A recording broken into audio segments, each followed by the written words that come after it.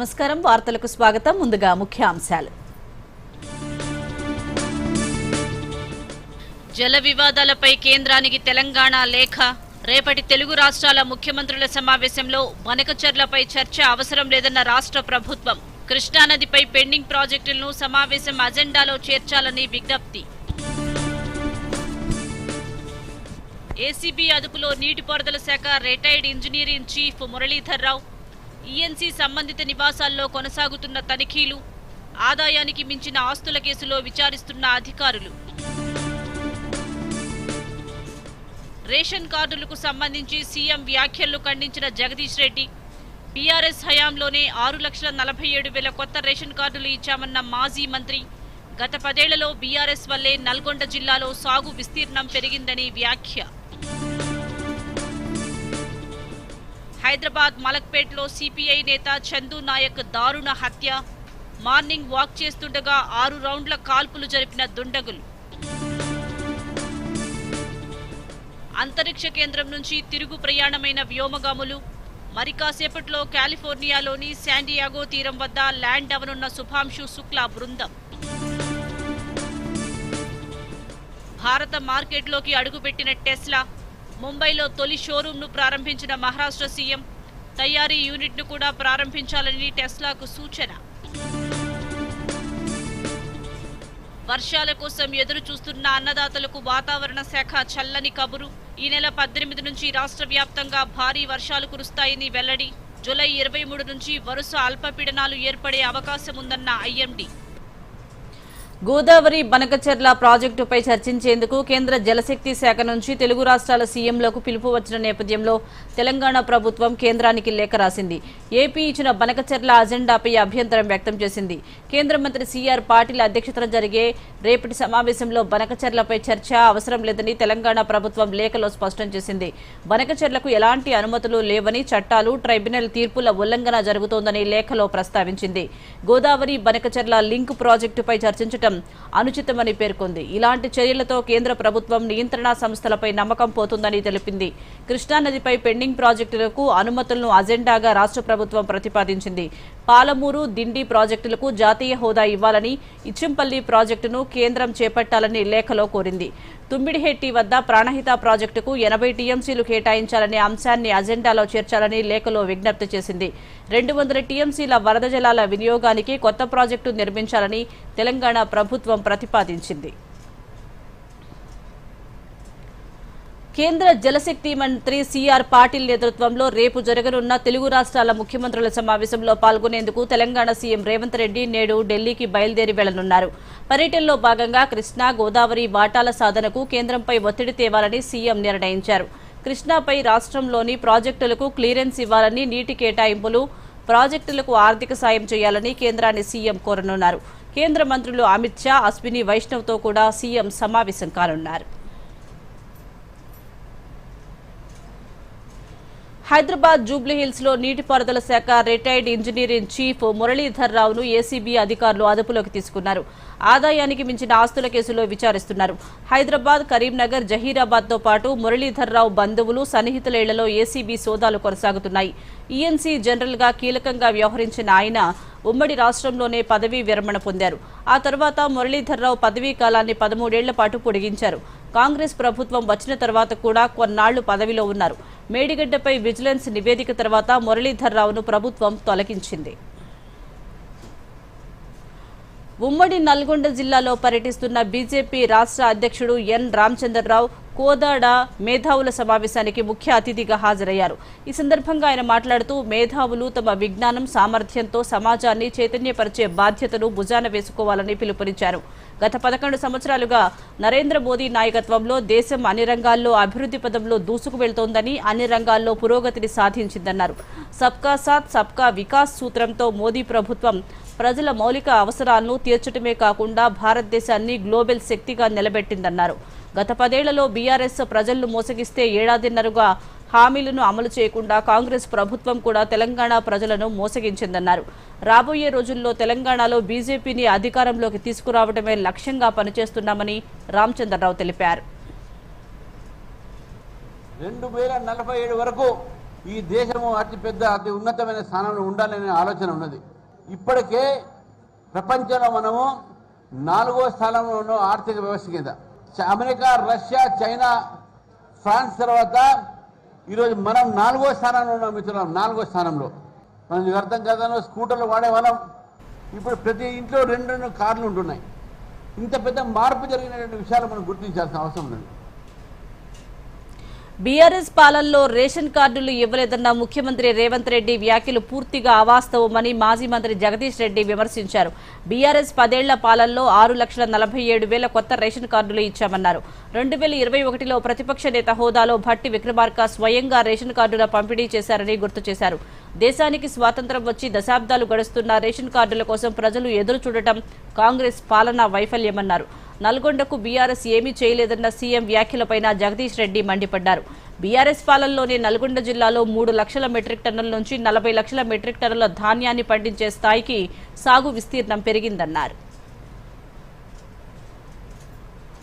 CPI నేత చందు నాయక్ హైదరాబాద్లో హత్యకు గురయ్యారు. మలక్పేటలోని శాలివాహన నగర్ పార్కులో మార్నింగ్ వాక్కు వెళ్లిన ఆయనపై కారులో వచ్చిన దుండగులు 6 రౌండ్లు కాల్పులు జరిపి పరారయ్యారని పోలీసులు తెలిపారు. ఈ ఘటనలో ఆయన అక్కడికక్కడే మృతి చెందారు. చందు నాయక్ తన భార్య, కుమార్తెతో కలిసి మార్నింగ్ వాక్ వచ్చిన సమయంలో ఈ ఘటన చోటు చేసుకుంది. చందు నాయక్ స్వస్థలం నాగర్ కర్నూలు జిల్లా బల్మూరు మండలం నర్సాయిపల్లి. క్లూస్ టీం ఘటనా స్థలానికి చేరుకుని ఆధారాలు సేకరించింది. పోలీసుల దర్యాప్తు కొనసాగుతోంది. రాష్ట్రంలో పంచాయతీ ఎన్నికల నిర్వహణకు సంబంధించిన పోలింగ్ సిబ్బంది డేటాను సిద్ధం చేయాలని కలెక్టర్లకు ఎన్నికల సంఘం ఆదేశించింది. ఈ సంవత్సరం ఫిబ్రవరి నెలలో నమోదైన రిటర్నింగ్, సహాయ రిటర్నింగ్, ప్రిసైడింగ్ అధికారులు, ఇతర సిబ్బంది వివరాలను మరోసారి పరిశీలించాలని ఈ సందర్భంగా ఈసీ సూచించినట్లు తెలుస్తోంది.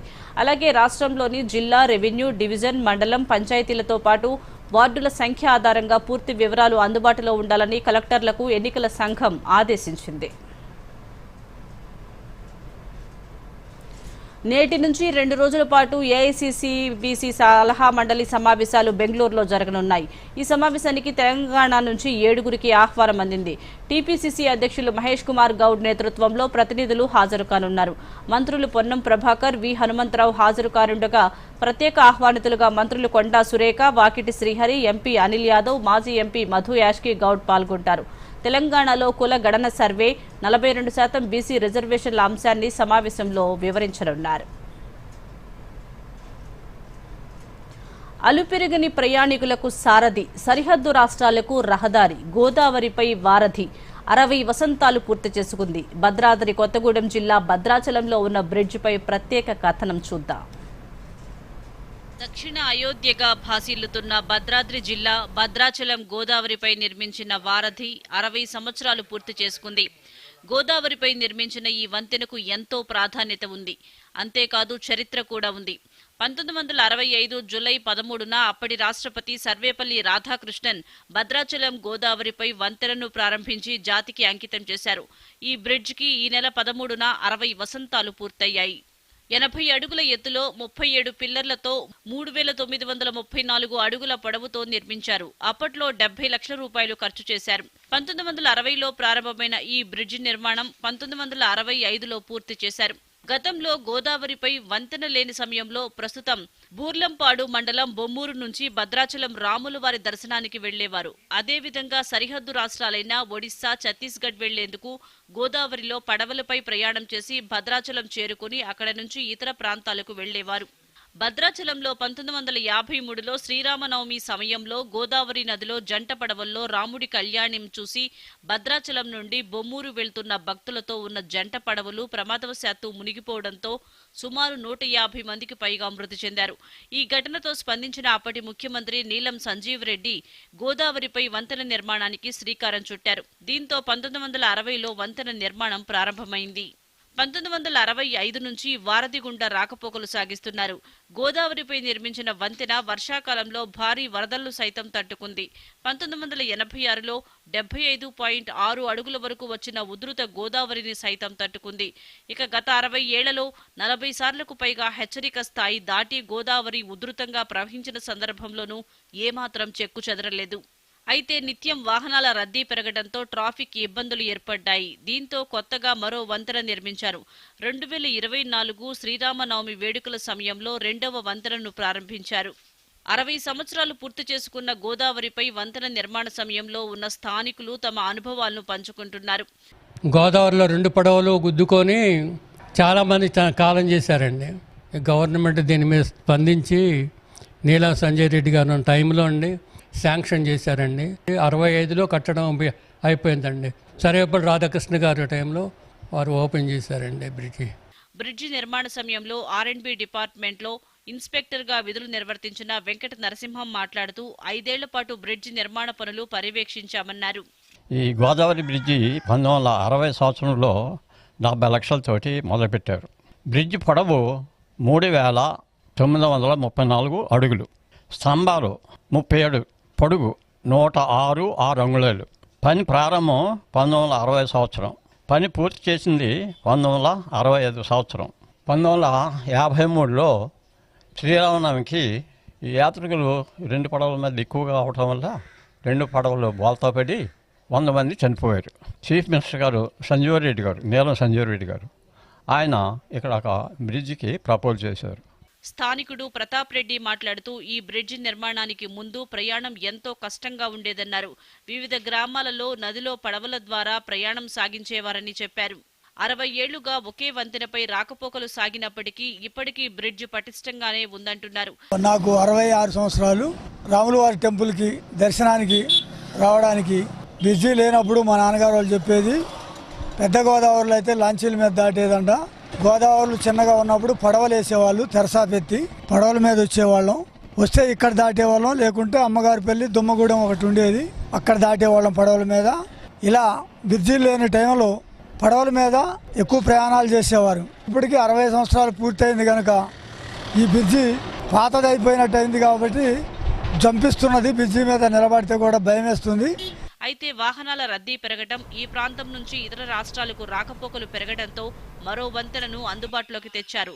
దీంతో ఇప్పుడు 2 వంతెనల ద్వారా రాకపోకలు సాగుతున్నాయి. Bureau report, Doordarshan news.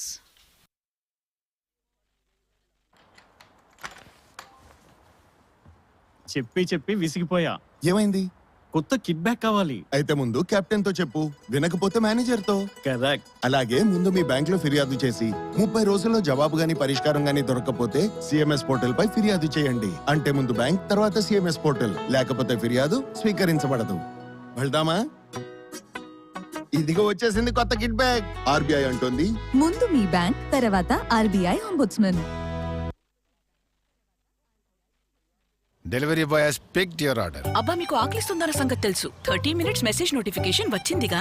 Message చూస్తూ కూర్చోలేం కదా. నిన్న మీరు కొన్ని షేర్లు అమ్మారు కదా? అవును. అయితే అది చెక్ చేశారా? మెసేజ్ అయితే వచ్చిందిలే. కేవలం మెసేజ్ తో సరిపోదు. మీరు షేర్ మార్కెట్ లో ఏదైనా ట్రాన్సాక్షన్ చేసినట్లయితే స్టాక్ ఎక్స్చేంజ్ నుంచి వచ్చిన SMS లేదా ఈమెయిల్ ని మీ డీమ్యాట్ అకౌంట్ ఇంకా బ్యాంక్ స్టేట్మెంట్ తో కూడా టాలీ చేయండి. బాబు, ఆకలిస్తుంటే బుర్ర పని చెయ్యదు.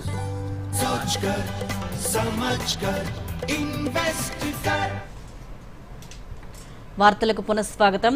వర్షాకాలం పంటలకు అవసరమైన యూరియా నిల్వలు ఉన్నాయని పెద్దపల్లి జిల్లా వ్యవసాయ అధికారి ఆదిరెడ్డి తెలిపారు. దూరదర్శన్తో ఆయన మాట్లాడుతూ జిల్లాలో 2,76,000 ఎకరాల్లో రకరకాల పంటలు సాగవుతున్నాయని, అందుకు 32,000 మెట్రిక్ టన్నుల యూరియా అవసరముండగా ఇప్పటి వరకు 16,000 మెట్రిక్ టన్నులు అందుబాటులో ఉందని తెలిపారు.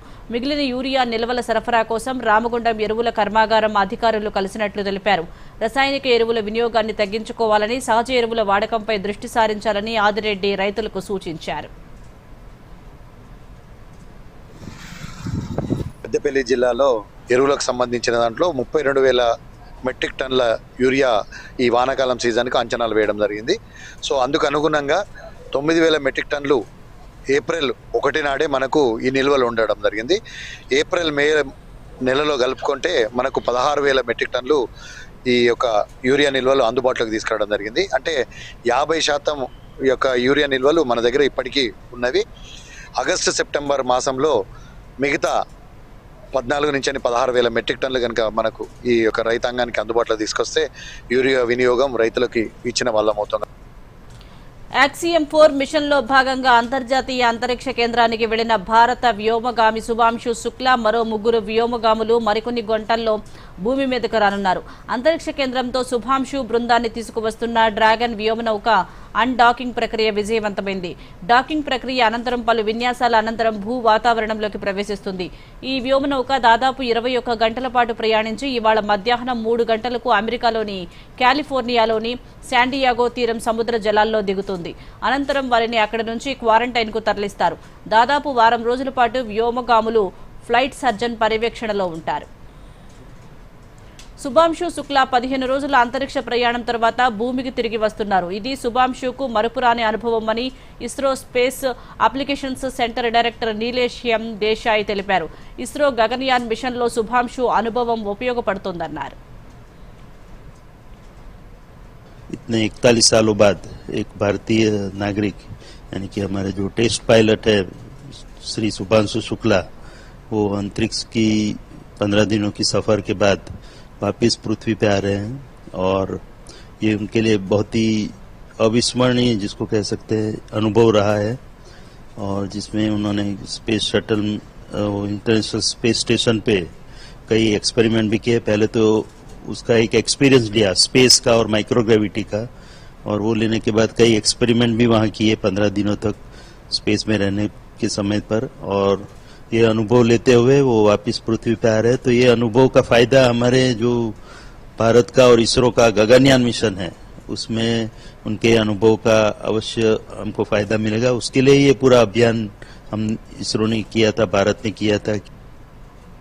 తమిళనాడులోని ప్రముఖ రాజకీయవేత్త కె కామరాజ్ జయంతి సందర్భంగా ఆయనకు ఘనంగా నివాళి అర్పిస్తున్నారు. భారత స్వాతంత్ర ఉద్యమంలో కామరాజ్ పోరాటాన్ని గుర్తు చేసుకుంటున్నారు. ప్రధాని మోదీ ఎక్స్ వేదికగా కామరాజ్కు నివాళి అర్పించారు. ఆయన ఆదర్శాలు సామాజిక న్యాయం అందరికీ ఎంతో స్ఫూర్తినిస్తాయని మోదీ అన్నారు.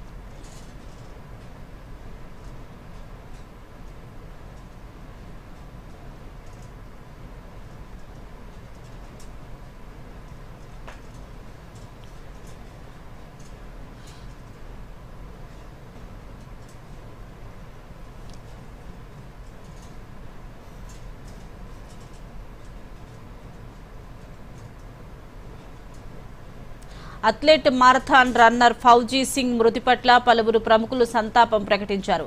114 ఏళ్ల వయసులో ఫౌజా సింగ్ పంజాబ్ రాష్ట్రం జలంధర్లో రోడ్డు ప్రమాదంలో నిన్న మరణించారు. ఆయన మృతి పట్ల ప్రధానమంత్రి నరేంద్ర మోదీ నివాళులర్పించారు. సింగ్ తరతరాలకు ప్రేరణగా ఉన్నారని ప్రధాని అభివర్ణించారు. ఫౌజా సింగ్ తన వ్యక్తిత్వం, ఫిట్నెస్ ద్వారా దేశ యువతకు స్ఫూర్తినిచ్చారని గుర్తు చేశారు. ఆయన మరణం బాధాకరమని ఎక్స్ వేదికగా సంతాపం తెలిపారు.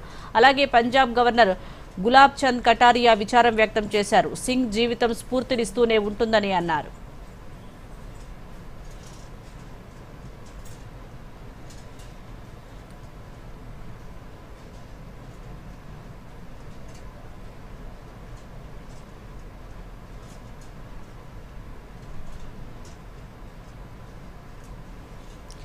నేడు కాంగ్రెస్ పార్లమెంటరీ పార్టీ సమావేశం జరగనుంది. ఢిల్లీలో సోనియా గాంధీ అధ్యక్షతన జరగనున్న భేటీకి పార్టీ ఎంపీలు హాజరు కానున్నారు. ఈ నెల 21 నుంచి పార్లమెంట్ సమావేశాలు ప్రారంభం కానుండగా సభలో అనుసరించే వ్యూహంపై చర్చించనున్నారు. పార్లమెంటరీ పార్టీ సమావేశం కోసం ఇప్పటికే ఎంపీలు ఢిల్లీకి చేరుకున్నారు. వారికి సోనియా గాంధీ, మల్లికార్జున్ ఖర్గే దిశానిర్దేశం చేయనున్నారు. భారత విదేశాంగ మంత్రి ఎస్ జయశంకర్ చైనా అధ్యక్షుడు షీ జిన్పింగ్ తో భేటీ అయ్యారు.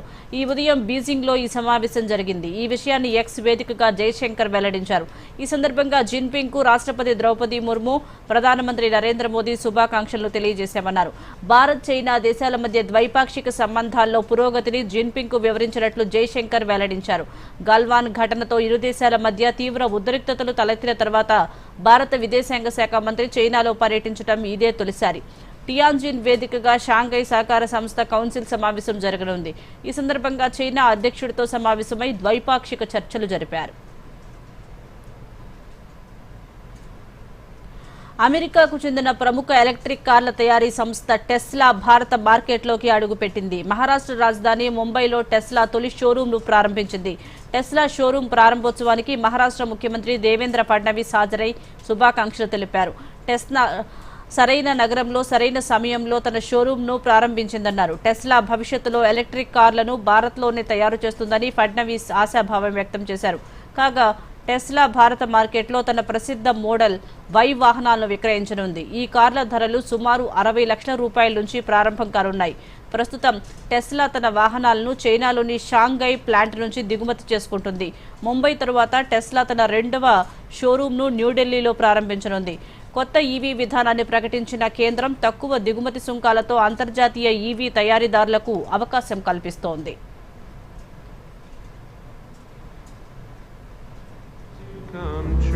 At the very outset, I would like to welcome Tesla to India. I think this is not just inauguration of an experience center, but it is a statement that Tesla has arrived in the right city, in the right state. That is the state of Maharashtra and the city of Mumbai, which is the entrepreneur capital of India, not just financial, commercial, and entertainment capital, but also the entrepreneur capital of India. Mumbai stands for innovation.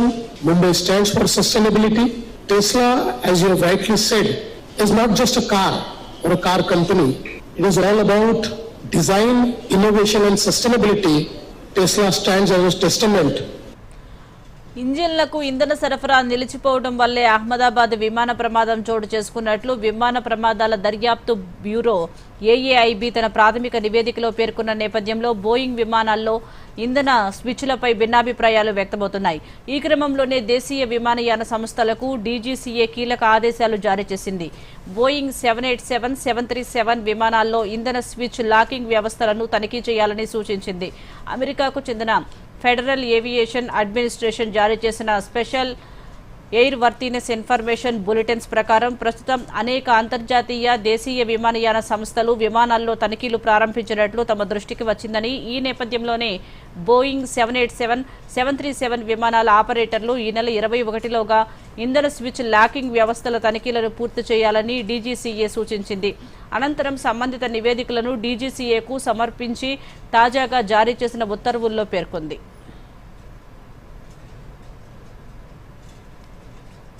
America ప్రభుత్వ కార్యకలాపాల్లో AI chatbot గ్రోక్ను ఉపయోగించడానికి Elon Musk చెందిన XAIతో ఒప్పందం జరిగింది. $200 million మేరకు కుదిరిన ఈ ఒప్పందం ప్రకారం XAI గ్రోక్ ఫర్ గవర్నమెంట్ ప్రోగ్రాంలో భాగం కానుంది. ఫెడరల్ ఏజెన్సీలకు తాజాగా వెర్షన్ గ్రోక్ 4 సేవలు అందించనుంది. ఆర్టిఫిషియల్ ఇంటెలిజెన్స్తో సైనిక సామర్థ్యాలను ఆధునీకరించే ప్రయత్నంలో భాగంగా రక్షణ శాఖ కూడా ఇలాంటి $200 మిలియన్ కాంట్రాక్టులను ఇతర ఏఐ కంపెనీలు ఆంథ్రోపిక్, గూగుల్, ఓపెన్ ఏఐలతో కుదుర్చుకోనుంది.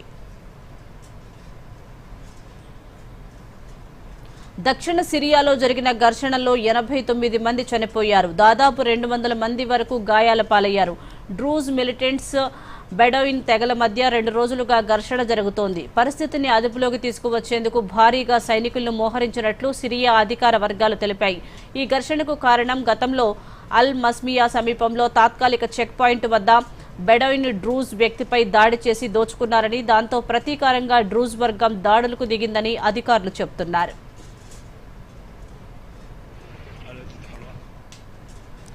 డిజిటల్ చెల్లింపులు చెలామణిలోకి వచ్చిన తర్వాత ఆర్థిక లావాదేవీలు చిటికెలో పూర్తవుతున్నాయి. సామాన్యుల నుంచి సంపన్నుల వరకు అన్ని వర్గాల ప్రజలు డిజిటల్ పేమెంట్స్ యాప్స్నే వినియోగిస్తున్నారు. అయితే పెరుగుతున్న డిజిటల్ పేమెంట్స్తో పాటు సైబర్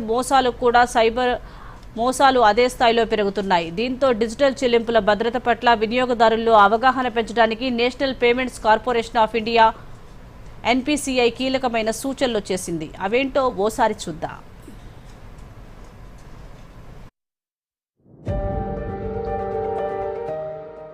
డిజిటల్ చెల్లింపులు దేశవ్యాప్తంగా కోట్లాది మంది రోజువారీ లావాదేవీను వేగవంతం చేయడమే కాకుండా సులభతరం చేశాయి. చిల్లర వ్యాపారాలు చేసుకునేవారు మొదలుకొని పెద్ద పెద్ద వ్యాపారులు సైతం ఈ డిజిటల్ పేమెంట్స్ పద్ధతినే ఆశ్రయిస్తున్నారు. అయితే ఈ డిజిటల్ పేమెంట్స్ పై పూర్తి అవగాహన ఉన్నవారు తక్కువనే చెప్పాలి. స్కాన్ చేశామా, చెల్లించామా అనే వరకే పరిమితమవుతున్నారు. పేమెంట్ పూర్తయిందో లేదో, సరైన వ్యక్తికి వెళ్లిందో లేదో కూడా చూసుకునే ఓపిక ఉండటం లేదు. ఇలా వినియోగదారుల అవగాహన రాహిత్యం సైబర్ నేరగాళ్లకు వరంగా మారుతోంది. పెరుగుతున్న డిజిటల్ పేమెంట్స్ తో పాటే సైబర్ నేరాలు పెరుగుతున్నాయి. సైబర్ నేరాల కారణంగా కష్టార్జితమంతా చిటికెలో ఖాళీ అయిపోతుంది. రోజురోజుకు పెరుగుతున్న సైబర్ మోసాలను దృష్టిలో ఉంచుకొని national payments corporation of India NPCI కీలకమైన సూచనలు చేసింది. పేమెంట్స్ చేసే ప్రతిసారి అప్రమత్తంగా ఉండాలి. చెల్లించే ముందు ఓసారి సరిచూసుకోవటం మర్చిపోవద్దు. ఏదైనా పేమెంట్ చేసేటప్పుడు స్క్రీన్ పైన కనిపించే పేరును తప్పకుండా తనిఖీ చేయాలి. మీరు ఎవరికి డబ్బు పంపిస్తున్నారో ఆ పేరు స్క్రీన్ మీద ఉందో లేదో నిర్ధారించుకోవాలి. ఒకవేళ స్క్రీన్ పై వేరే పేరు కనిపిస్తే అడిగి పేమెంట్ చెయ్యొచ్చో లేదో కన్ఫర్మ్ చేసుకోవాలి. ఎప్పుడూ అధికారికమైన పేరున్న యాప్లను మాత్రమే వాడాలి. వెబ్సైట్ల ద్వారా చెల్లింపు చేసేటప్పుడు కూడా సదరు వెబ్సైట్ సరైనదో కాదో ధృవీకరించుకోవాలి. ఆన్లైన్ పేమెంట్స్ కు సంబంధించి వచ్చే లింకుల విషయంలో మరింత అప్రమత్తంగా ఉండాలి. తెలియని వారి నుంచి వచ్చిన లింకుల ద్వారా యాప్లను ఎట్టి పరిస్థితుల్లోనూ డౌన్లోడ్ చేయవద్దు. APK రూపంలో వచ్చే లింకుల జోలికి వెళ్లకపోవడమే మంచిది. మీ UPI పిన్, OTP, బ్యాంక్ వివరాలు అత్యంత వ్యక్తిగతమైనవి, గోప్యమైనవి. వాటిని ఎవరికీ చెప్పకూడదు. బ్యాంక్ నుంచి కాల్ చేస్తున్నామని, పోలీసులమని, లేదంటే ప్రభుత్వ కార్యాలయానికి చెందిన వారమని చెప్పినా సరే మీ వ్యక్తిగత వివరాలను ఎవరితోనూ పంచుకోవద్దు. పేమెంట్స్ విషయంలో ఎట్టి పరిస్థితుల్లోనూ తొందరపడద్దు. వెంటనే పేమెంట్ చేయాలని, వివరాలను అత్యవసరంగా ఇవ్వాలని ఎవరైనా మిమ్మల్ని తొందర పెడితే కంగారు పడద్దు. 1కి 2 సార్లు సరిచూసుకోవాలి. అవసరమైతే వారికి తిరిగి కాల్ చేస్తానని చెప్పాలి. అన్ని వివరాలను సరిచూసుకున్న తర్వాతే పేమెంట్ చేయాలి.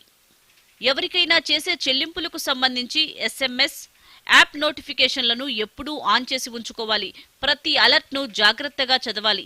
ఏదైనా తేడాగా అనిపిస్తే వెంటనే బ్యాంక్ను లేదా పేమెంట్ యాప్ కస్టమర్ కేర్ను సంప్రదించాలి. ఏదైనా అనుమానాస్పద నెంబర్లు కనిపిస్తే వెంటనే national cyber crime helpline 1930కి డబల్ చేయాలి. ఫిర్యాదు చేయొచ్చు, లేదా కమ్యూనికేషన్స్ విభాగానికి ఫిర్యాదు చేయవచ్చు. మీరు ఫిర్యాదు చేయాల్సి వస్తే దర్యాప్తుకు సంబంధించిన మెసేజ్లను, సంభాషణలను సేవ్ చేసుకోవాలి లేదా స్క్రీన్ షాట్ తీసి పెట్టుకోవాలి. నేషనల్ పేమెంట్స్ కార్పొరేషన్ సూచించిన ఈ జాగ్రత్తలు పాటించడం ద్వారా సైబర్ నేరాలను కొంతవరకైనా అరికట్టవచ్చు. వీటి వల్ల కలిగే నష్టాలను తగ్గించవచ్చు. అవగాహన, బాధ్యతాయుతమైన వినియోగంతో డిజిటల్ చెల్లింపులు సురక్షితంగా జరుగుతాయి. Bureau report, Doordarshan news.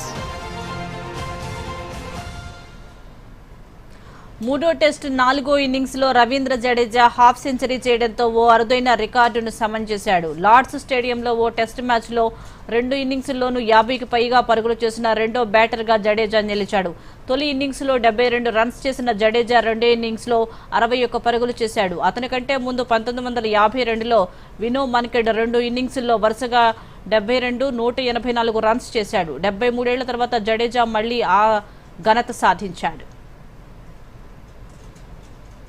ఈ ఏడాది రుతుపవనాలు రాష్ట్రంలోకి ముందే అడుగుపెట్టిన ఆశించిన స్థాయిలో వర్షాలు కురవడం లేదు. దీంతో రైతులు తీవ్ర ఇబ్బందులు పడుతున్నారు. అయితే ఎగువ రాష్ట్రాల్లో కురుస్తున్న వర్షాలు రైతులకు కొంత ఊరటనిస్తున్నాయి. ఎగువ రాష్ట్రాల్లో భారీ వర్షాలతో తెలంగాణలో ప్రవహించే కృష్ణా, గోదావరి, తుంగభద్ర నదులు పొంగి పొర్లుతున్నాయి. ఎగువన ఉన్న డ్యాంల నుంచి నీటిని దిగువకు విడుదల చేస్తుండటంతో ఇటు రాష్ట్రంలోని జలాశయాలు నిండుతున్నాయి. కాగా ఈ నెల 14 నుంచి బలహీనమైన రుతుపవనాల కారణంగా రాష్ట్రంలో పొడి వాతావరణం ఏర్పడటంతో పగటి ఉష్ణోగ్రతలు ఒక్కసారిగా పెరిగాయి. ఈ క్రమంలోనే భారత వాతావరణ శాఖ రాష్ట్ర ప్రజలకు చల్లని కబురు చెప్పింది. జూలై 17 నుంచి 22వ తేదీ వరకు హైదరాబాద్ సహా దక్షిణ, తూర్పు, మధ్య తెలంగాణ జిల్లాల్లోని వివిధ ప్రాంతాల్లో భారీ వర్షాలు కురిసే అవకాశం ఉందని తెలిపింది. అలాగే జూలై 23 నుంచి 28వ తేదీ మధ్య వరుసగా అల్పపీడనాలు ఏర్పడే అవకాశం ఉందని, ఉత్తర, తూర్పు, మధ్య తెలంగాణ జిల్లాల్లో ముసురుతో విస్తారంగా వర్షాలు కురుస్తాయని హైదరాబాద్ వాతావరణ కేంద్రం వెల్లడించింది. వార్తలు ముగించే ముందు ముఖ్యాంశాలు మరోసారి. జల వివాదాలపై కేంద్రానికి తెలంగాణ లేఖ. రేపటి తెలుగు రాష్ట్రాల ముఖ్యమంత్రుల సమావేశంలో వనకచర్లపై చర్చ అవసరం లేదన్న రాష్ట్ర ప్రభుత్వం. కృష్ణానదిపై పెండింగ్ ప్రాజెక్టులను సమావేశం అజెండాలో చేర్చాలని విజ్ఞప్తి. ఏసీబీ అదుపులో నీటిపారుదల శాఖ retired engineer in chief Muralidhar Rao. ENC సంబంధిత నివాసాల్లో కొనసాగుతున్న తనిఖీలు. ఆదాయానికి మించిన ఆస్తుల కేసులో విచారిస్తున్న అధికారులు. రేషన్ కార్డులకు సంబంధించి సీఎం వ్యాఖ్యలు ఖండించిన జగదీష్ రెడ్డి. బీఆర్ఎస్ హయాంలోనే 6,47,000 కొత్త రేషన్ కార్డులు ఇచ్చామన్న మాజీ మంత్రి. గత 10 ఏళ్లలో బీఆర్ఎస్ వల్లే నల్గొండ జిల్లాలో సాగు విస్తీర్ణం పెరిగిందని వ్యాఖ్య. హైదరాబాద్ మలక్పేట్లో సిపిఐ నేత చందు నాయక్ దారుణ హత్య. మార్నింగ్ వాక్ చేస్తుండగా 6 రౌండ్ల కాల్పులు జరిపిన దుండగులు. అంతరిక్ష కేంద్రం నుంచి తిరుగు ప్రయాణమైన వ్యోమగాములు. మరి కాసేపట్లో కాలిఫోర్నియాలోని శాండియాగో తీరం వద్ద ల్యాండ్ అవనున్న శుభాంశు శుక్లా బృందం. భారత మార్కెట్లోకి అడుగుపెట్టిన టెస్లా. ముంబైలో తొలి షోరూంను ప్రారంభించిన మహారాష్ట్ర సీఎం. తయారీ యూనిట్ను కూడా ప్రారంభించాలని టెస్లాకు సూచన. వర్షాల కోసం ఎదురు చూస్తున్న అన్నదాతలకు వాతావరణ శాఖ చల్లని కబురు. ఈ నెల 18 నుంచి రాష్ట్ర వ్యాప్తంగా భారీ వర్షాలు కురుస్తాయని వెల్లడి. జూలై 23 నుంచి వరుస అల్పపీడనాలు ఏర్పడే అవకాశం ఉందన్న ఐఎండీ. దూరదర్శన్ యాదగిరి వార్తలను ఇప్పుడు సోషల్ మీడియాలో కూడా చూడొచ్చు. యూట్యూబ్ అయితే డిడి న్యూస్ తెలంగాణ, ఎక్స్ వేదికగా అయితే DD news Telangana @DD Yadagiri news, Facebook అయితే డిడి న్యూస్ తెలంగాణలో చూసి సబ్స్క్రైబ్ చేసి లైక్ చేయండి, షేర్ చేయండి.